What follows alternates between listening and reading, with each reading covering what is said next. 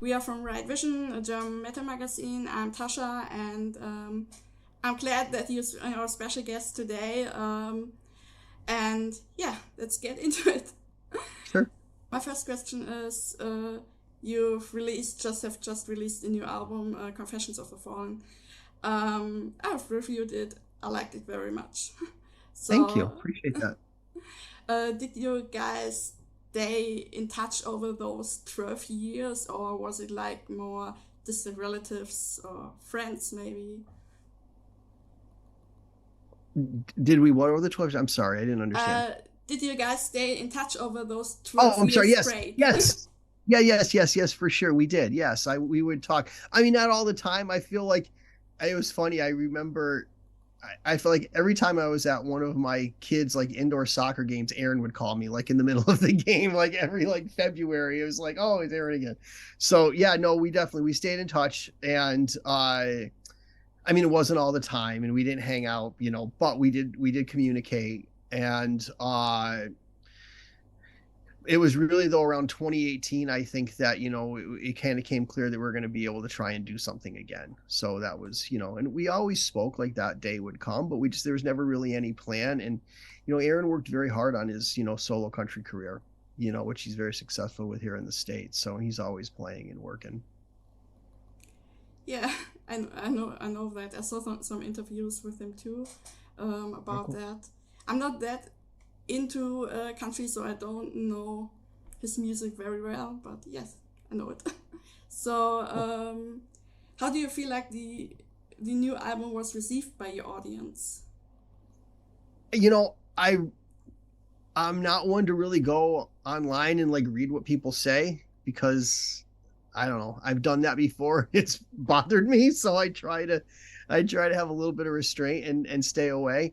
I've gotten a lot of messages from people that I know that say they really enjoy it. So, well, it's funny. So, that being said, our publicist did send us a list of like reviews in an email, and they all seemed good. So I mean, I didn't read all of them. I just kind of read, they were just the headlines of the articles, and I didn't click on any articles. So um it seems like people are perceiving it well. I mean, listen, from my standpoint, our goal is to make the best record that we felt we could, and we worked very hard at that. And at the end of the day, when it was done, I was very proud of what we made. So for myself, I'm happy with it. It's something that I've listened to and enjoy. So I can just only hope. We've been fortunate before that's translated to other people doing the same.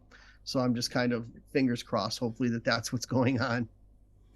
Is uh, is that what the record means to you, or is there anything behind it? Anything else, like something personal, maybe? No, nothing personal other than I'm just stoked that Stain's working again. And it was funny. So, it came out here in the States on Friday, and I had said to a couple of people, I didn't know if this day was going to happen again, and I was just very thankful that it has, and thankful to be working again, and for the fact that we just spent the summer on the road, and the shows were great, the audience was great, fans were, and it just feels good to be able to put out new music again, and to be able to go out there and play it. Yeah, I think you were back in 21 on tour with Korn. Am I We right? did, yeah. Yeah, yeah. Okay, Yeah. good. So, in one interview, you said, I think a lot of stuff or a lot of songs were written on that tour. They So, were, yeah. yeah, what inspired you on that tour? Was it just jamming, or you thought that would be a pretty cool Stained riff, or was more to it? Was it No, more? sure. I think, when you're on the road, you basically, my joke that I've been saying is that, yeah, I work for an hour and a half, 4 or 5 nights a week. You know what I mean? So there's really all this other time in the day, especially on the road. I mean, so what I was doing on that tour, what I've done before, is just to pass the time. I'm like, I'm here because of music, and this is what I do. So I would set up my laptop with a little Pro Tools rig, and I would just sit and play all day. And that's really where, so it's the jamming thing. Like you said, it's really just kind of me sitting around playing guitar until, I'd have like just a session open. And if I came across something that I thought I like, I would just record it. And I would just keep doing that. And if there was something that really caught my ear and it, would kind of, certain songs, like you come up with something, you come up with the next part, then you come up with the chorus, and then next thing you know, the bridge, those are the songs done. You know what I mean? So that's really what I did pretty much every day. And from when I woke up to when we played the set, and then after we played, I would, put everything away and, do it the next day. And a lot of stuff. That's really just kind of noodling around on the guitar and coming up with different riffs. So was it the whole band together or just you jamming? Just me. That's so Sitting cool. by myself. Headphones on like that and just sitting there and just kind of, in the corner of the bus just playing. You ever get the feeling like, okay, I've got enough, now I have to do something else? No. Because listen, I've always felt like quantity will produce quality. So the more things you come up with, ultimately something's got to be good, right? That's kind of always been my theory. And it's you're not going to use everything, and so I think the more things you have to choose from, you can hopefully get a better variety or selection of which songs you actually want to move forward with and work on, and which ones can kind of fall by the wayside.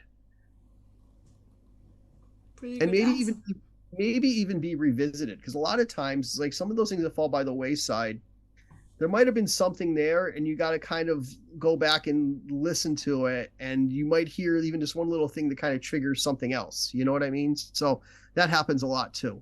So a lot of things have kind of come from some of those things that got passed on that kind of get reworked into some other form.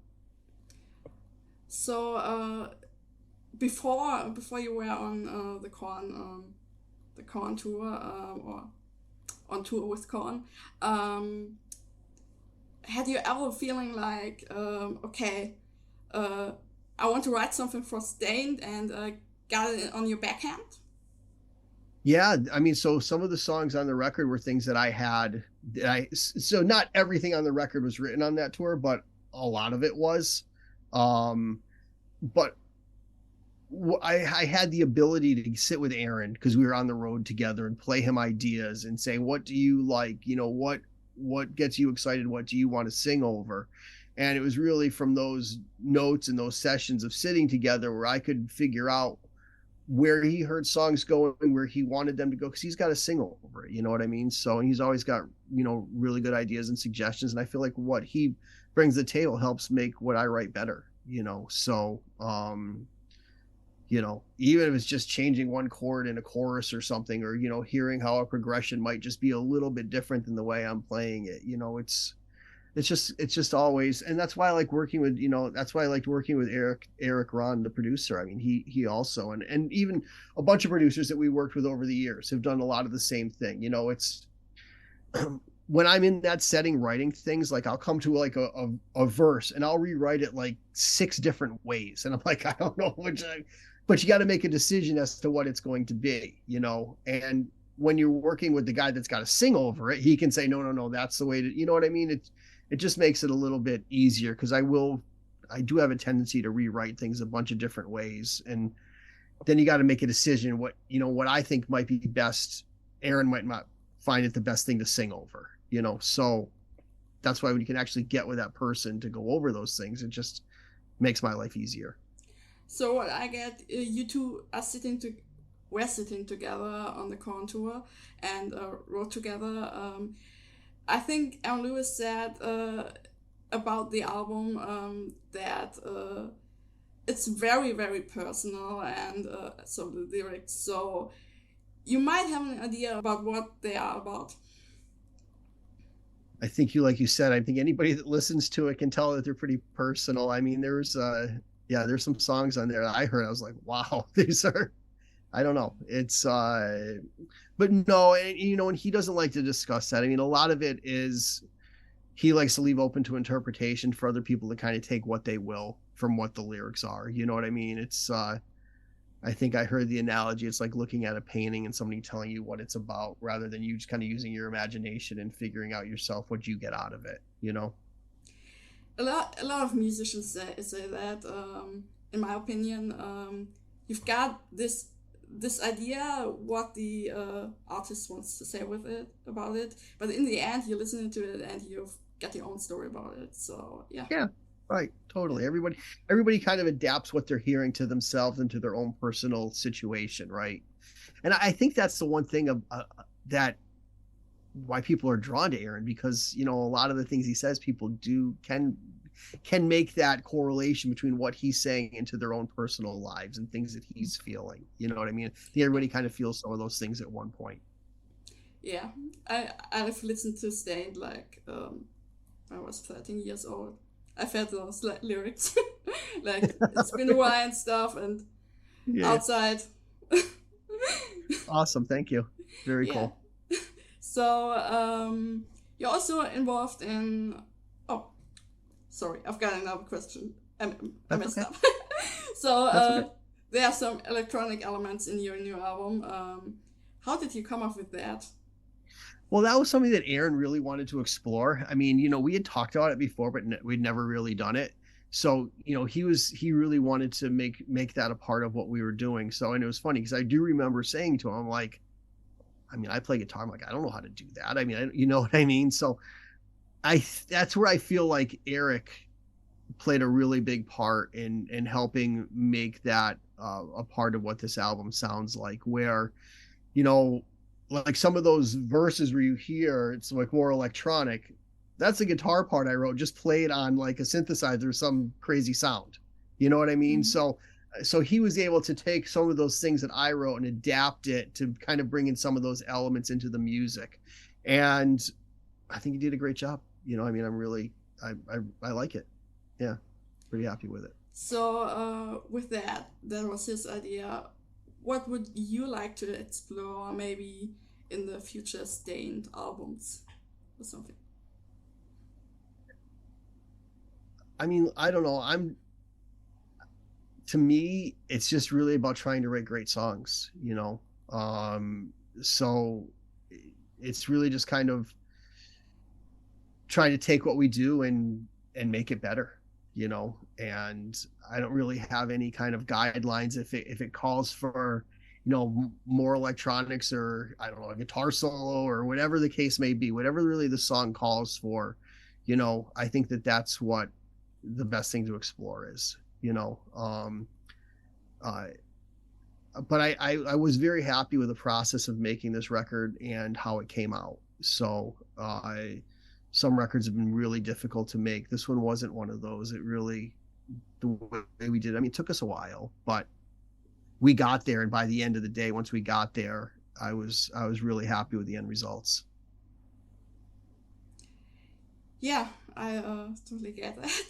So you also have other projects. Good morning. Like other projects you're involved to. Sorry. That's okay. How do you schedule Staind with Saint Asonia? I think there's a new tour coming up, maybe, or something like that. Yeah, there is, and I basically with Saint Asonia, I've kind of been unable to do it. So they have another guitar player that's filling in. In fact, it's funny that our second to last gig that we played, Saint Asonia played with us, and it was and they were great. It was great to see those guys again and hang out with them. I love Adam. I love that band. I love those guys. And again, proud of what we've done. It's just right now I've been, focusing on Staind. So, Adam's cool with that. They have Tavis, it's basically, there's a band called Art of Dying, and it's basically Art of Dying with Adam now. So it's all those guys and Adam. And so Kale, the bass player, is Adam's cousin also. So it's nice. I mean, they're just great people, great musicians. And but yeah, right now I'm kind of stepped aside and focusing on Staind. I think it's a really pretty big project. I think like it was 12 years you released the last album and still over 1 million listeners on Spotify. That's pretty amazing. Thank you. So Oh, we're almost done. So, Okay.